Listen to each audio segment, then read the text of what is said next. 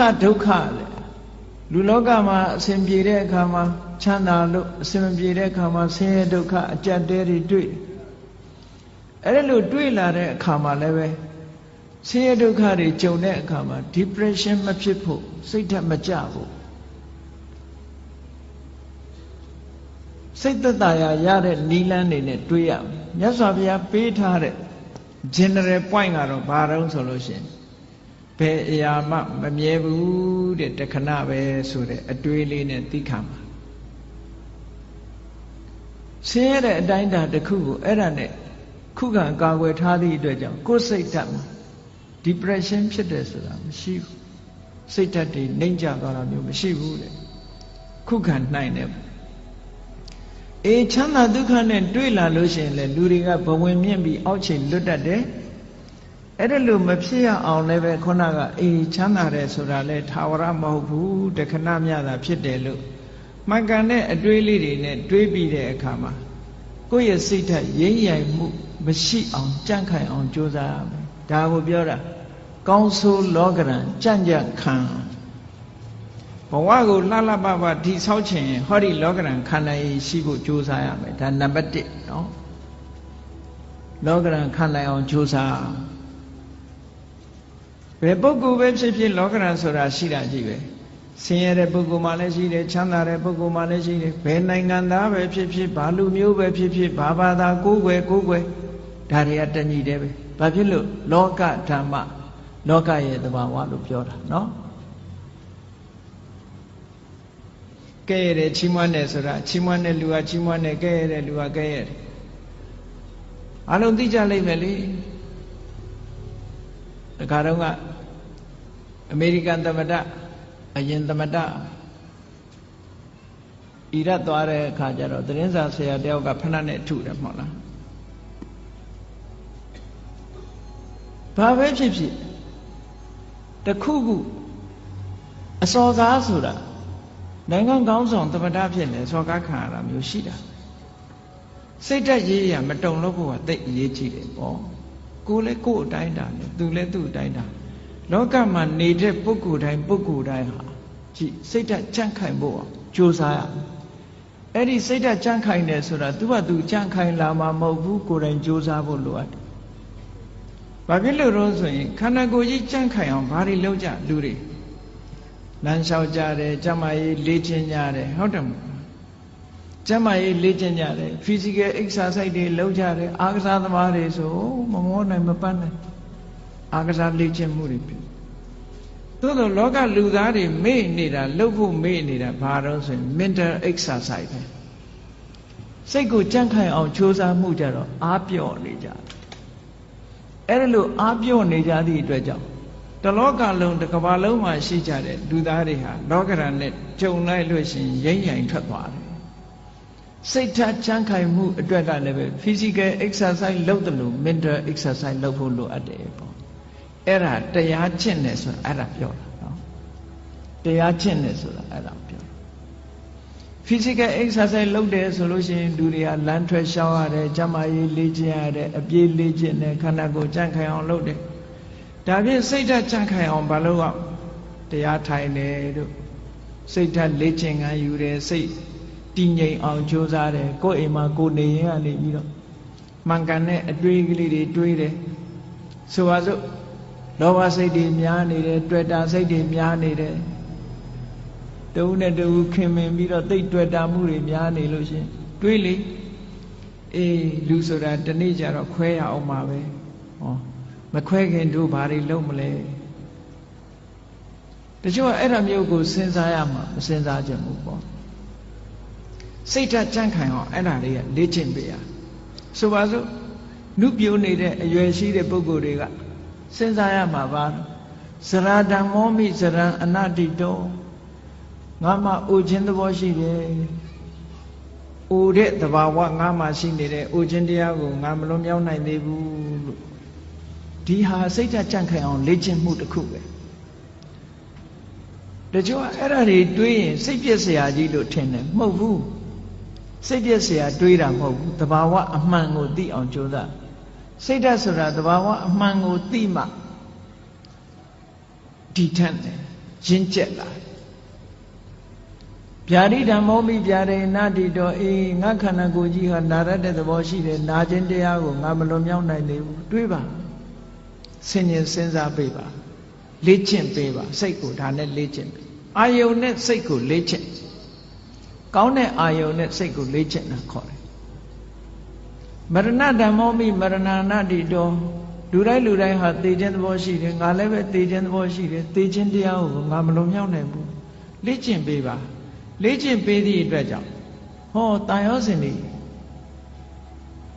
ယောပါလာအတွေ့အတာတွေယောပါလာလူတွေကထင်တယ်အတွေ့အတာယောပါသွားလို့ရှိရင်တူနဲ့တူကွဲသွားလိမ့်မယ်လို့ထင်တယ်မဟုတ်ဘူးတန်ရောစဉ်နဲ့တွေ့တာဟာမေတ္တာနဲ့တွေ့တာနဲ့မတူတဦးနဲ့တဦးမေတ္တာနဲ့ကုညီဆောင်းလျှောက်တာကမှပိုးခိုင်တာတန်ရောစဉ်ကမခိုင်ဘူးတန်ရောစဉ်ဆိုတာကိုယ်အလိုချလေးဖြစ်နေတုံးနဲ့တန်ရောစဉ်ကိုယ်စိတ်တိုင်းမကြတော့ဘူးဆိုတာနဲ့တပြိုင်နက်တန်ရောစဉ်မရှိတော့တဏှာရဲ့သဘောကကိုယ်ကောင်းစားဖို့ပဲရှိတယ်ဆိုပါစို့သားသမီးတွေကိုမိဘတွေကချစ်တယ်နဲ့ပြောကြတယ်သားသမီးချစ်တာလားကိုကိုချစ်တာလားသေချာဆန်းစစ်ကြည့်အများကတော့ဖြေလိမ့်မယ်သားချစ်တယ်သမီးချစ်တယ်ပေါ့ဒါဖြင့်အဲ့ဒီသားသမီးကိုဘာကြောင့်ချစ်နေတာတုံးလို့မေးလိုက်လို့ရှိရင်ဒီသားသမီးလေးကိုကြည့်ပြီးတော့ကိုယ်စိတ်ထဲမှာစိတ်ချမ်းသာနေတယ်အားကိုးနေတယ်ယုံကြည်နေတယ်ငါတက်ကြီးရင်ငါသားလေးကငါဆောင်ရှောက်မှာပဲငါသမီးကငါဆောင်ရှောက်မှာပဲနဲ့ဟောအကုမှုတွေတွေ့တာမှုတွေအဲ့ဒီလိုမျောလင်းချက်ကလေးတွေနဲ့ထင်အဲ့ဒီသားသမီးကကိုယ်ဒုက္ခပေးလာပြီဆိုရင်မိဘတွေမလုပ်ကြတော့အိမ်ကနေနှင်ချပြီးအမွေပြတ်ကြော်ညာကြတယ်မဟုတ်လားအဲ့ဒါဖြင့်အဲ့ဒီသားသမီးကိုချစ်တယ်ဆိုတာဘာကိုချစ်တာတုံးလို့မေးလို့ရှိရင်ကိုယ့်ရဲ့ပျော်ရွှင်မှုကိုဖျက်ဆီးလာပြီးကိုယ့်ရဲ့ဘဝကိုထိခိုက်လာပြီဆိုလို့ရှိရင်အဲ့သားသမီးမချစ်တော့အဲ့ဒါကိုကြည့်မယ်ဆိုရင်မိဘတွေကတကယ်ချစ်တယ်ဘာကိုချစ်တာတော့ကိုယ့်ဘဝကိုချစ်တာပဲကိုယ့်ဘဝကိုထိပါလာပြီးနှောင့်ယှက်လာပြီးဆိုရင်လက်မခံတော့ဘူးလေ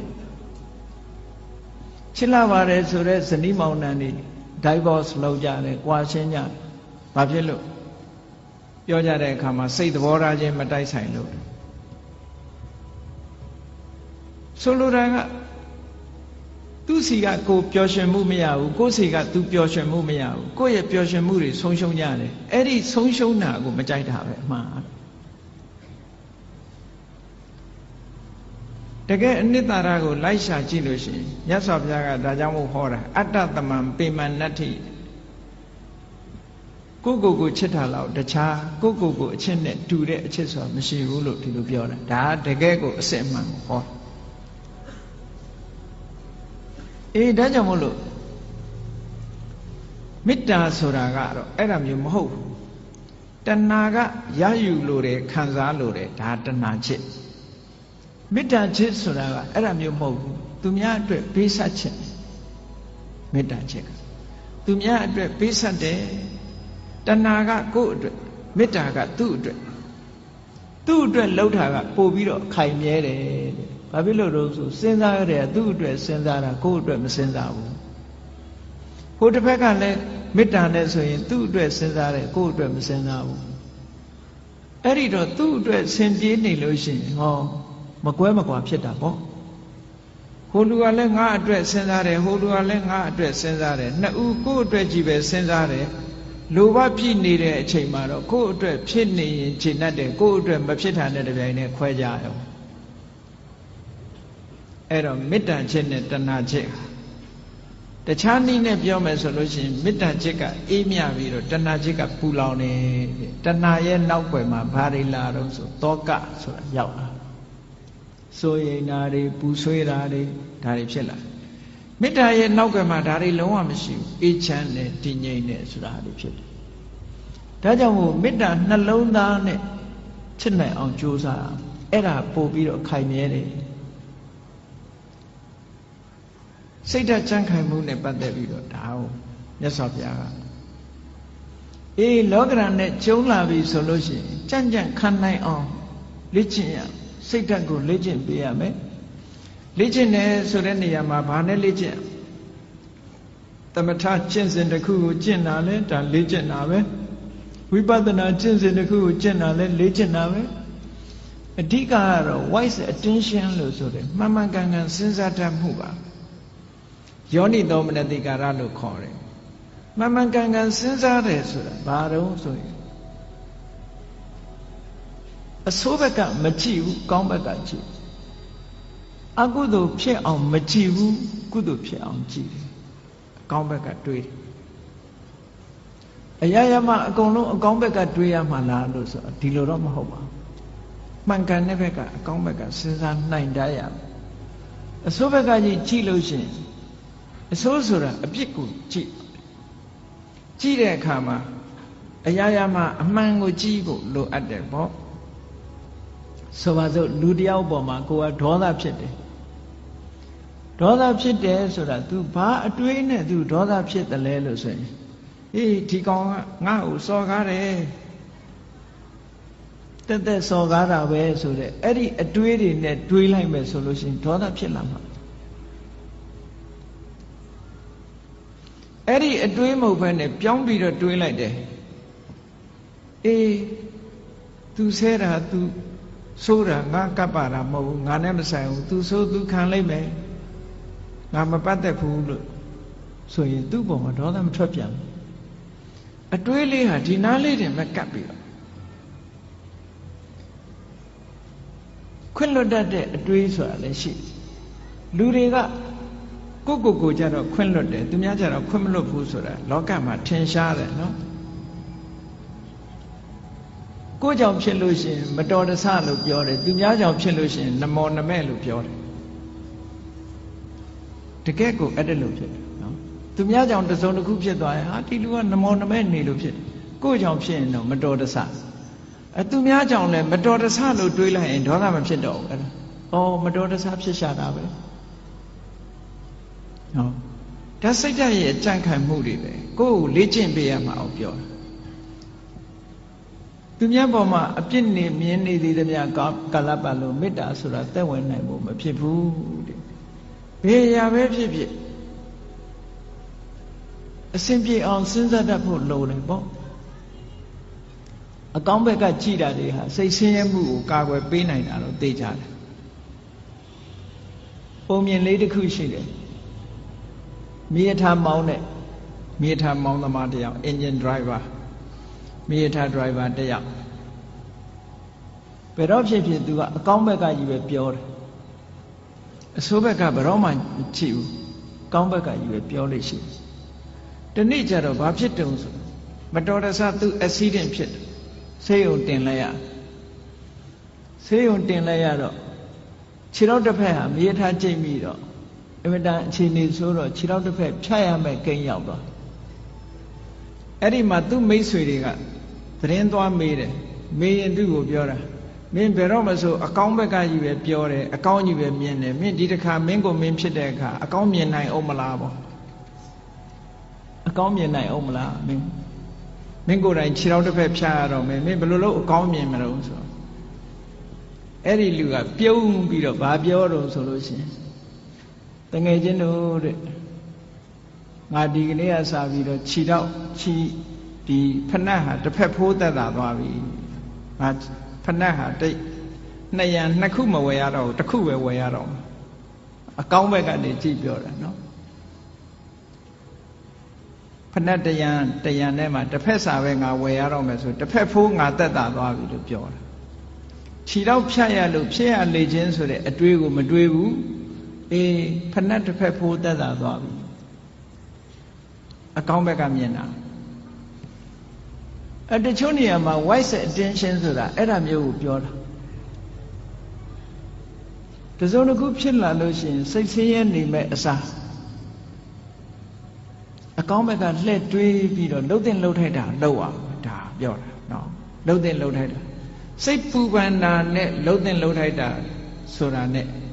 တခြားစီတချို့ကမကောင်းတာဖြစ်ပြီဆိုလို့ရှိရင်စိတ်ထဲကပူပန်ပြီးတော့ဘာလို့မှမသိညာလို့မှမသိစိတ်တွေဆင်းရဲပြီးတော့အဲ့ဒါလိုနေတယ်အဲ့ဒါလိုမဟုတ်ဒါအဖြေမဟုတ်ဘူး အဖြစ်မဟုတ်ဘူးစိတ်ပူပန်နေမဲ့အစားပူပန်မှုကိုလျှော့ချပြီးတော့ဘာလို့သင့်တယ်ဆိုတာကိုစဉ်းစားဖို့ပဲလိုအပ်တယ်ဟောတာစိတ်ရဲ့စွမ်းရည်တွေကိုဒီလိုလေ့ကျင့်ပြရမယ်ပြော